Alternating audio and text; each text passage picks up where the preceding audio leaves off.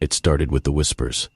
At first, the employees of Henderson's Superstore chalked it up to the usual sounds of a large building settling at night.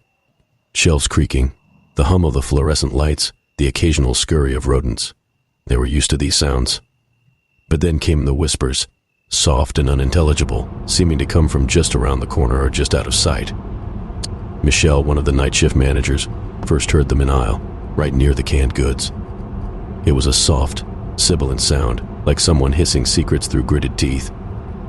She turned quickly, expecting to find a colleague playing a prank, but the aisle was empty. She laughed it off, attributing it to fatigue. As the days turned into weeks, more employees reported hearing the whispers. Alan, the burly stock clerk, swore he heard someone calling his name while he was unloading crates in the back storage room. His voice was shaken when he told Michelle about it, his usual bravado gone. Even the security guard, Malik, who prided himself on being unshakable, admitted he heard a woman sobbing near the changing rooms. But when he investigated, he found no one. The whispers turned into shadows. They were always seen out of the corner of the eye, dark fleeting shapes that flitted between aisles, only to vanish when looked at directly. The employees tried to ignore them, attributing the phenomenon to exhaustion or imagination, but the store's atmosphere grew tense and oppressive.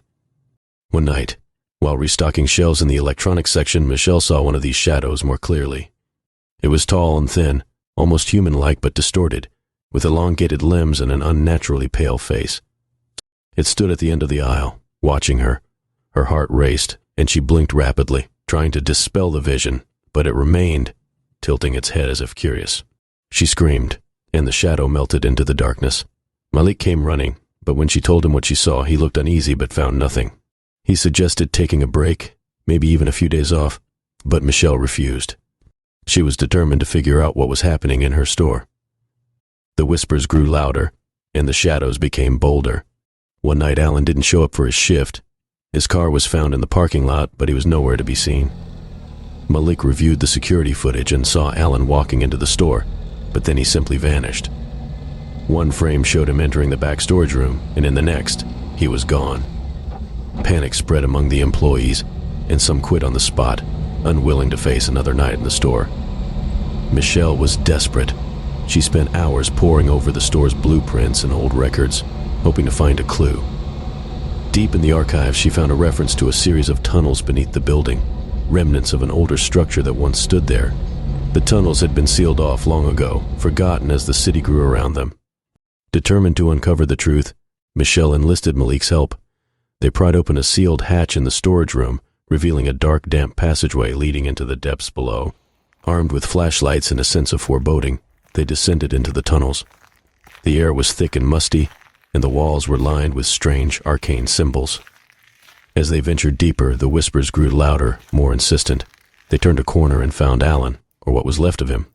His eyes were wide with terror, his body twisted and broken, as if something had toyed with him before leaving him to die.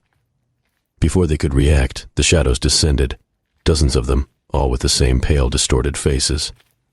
They moved with unnatural speed, surrounding Michelle and Malik, their whispers now a deafening cacophony.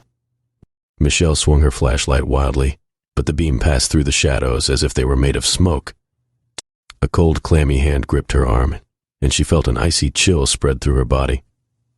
The last thing she saw before the darkness claimed her was Malik being dragged away, his screams echoing in the confined space. Henderson's Superstore was abandoned soon after. Rumors spread about what happened, but the official story was that the building was condemned due to structural issues. It stood empty, a silent monument to the horrors that unfolded within.